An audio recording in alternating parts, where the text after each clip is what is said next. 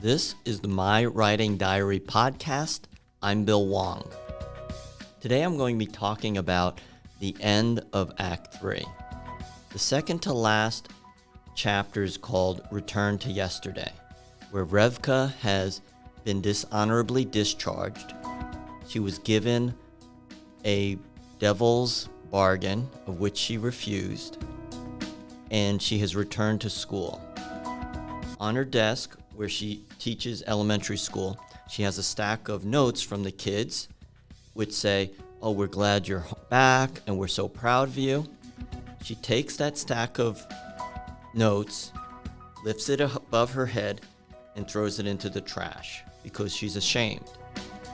Then the school principal talks to her and says, "Unfortunately, we have to fire you because you've been dishonorably discharged." What I wanted to outline is how society says one thing but does something else, where the principal knows that Revka has basically saved them.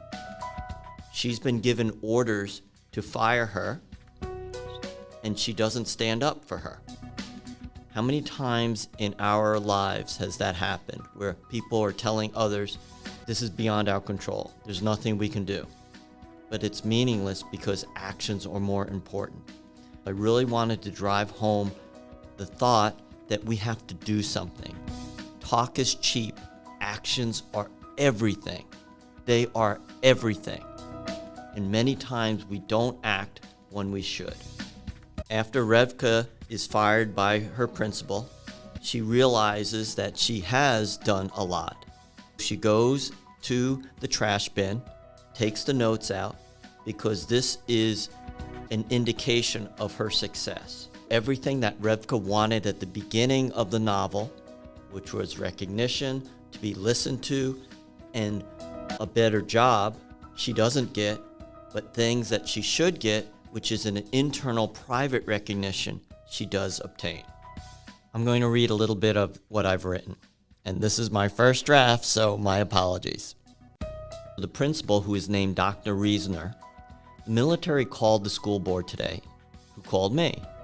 We can't have someone who has a blemished record teaching our children, can we?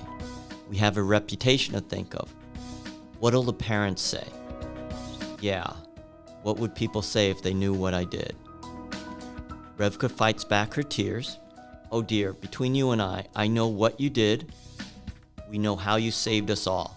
It's not fair. It's just not fair. We wouldn't be here if not for you, any of us." "How?" "I hear things. What about my job?" "There's nothing that I can do. I have my orders, just like you have your orders." "Did you know that we're here because I didn't follow my orders?" Dr. Reasoner replies, "I didn't know that, but there's nothing I can do. Perhaps I can give you a severance package. Thank you for what you did." "How do you stand it?" Dr. Reasoner replies, "I don't. It eats a little bit of me every day. I think about this poem. The narrow distance between the impossible and the possible is measured by a person's courage, determination, and sacrifice." Revka asks, "Is that for you or others?" "Mostly others, I suppose. Did you know that in my last class we discussed the Israeli Declaration of Independence? What it meant to uphold the full social and political equality for all of its citizens without distinction of race, creed, or sex, will guarantee the full freedom of conscience, worship, education, and culture." You know, that's a load of crap, isn't it? Dr. Reasoner replies, "Perhaps it is. It's really not equal for all. I suppose it's not. I used to believe that 10 days ago. I'm sorry, dear." Revka says, "I've had enough of people saying I'm sorry. I've had enough of people saying I'm sorry and in the end do nothing and say there's nothing I can do." I wrote another poem for the end of the novel. It's called Cancer of Silence.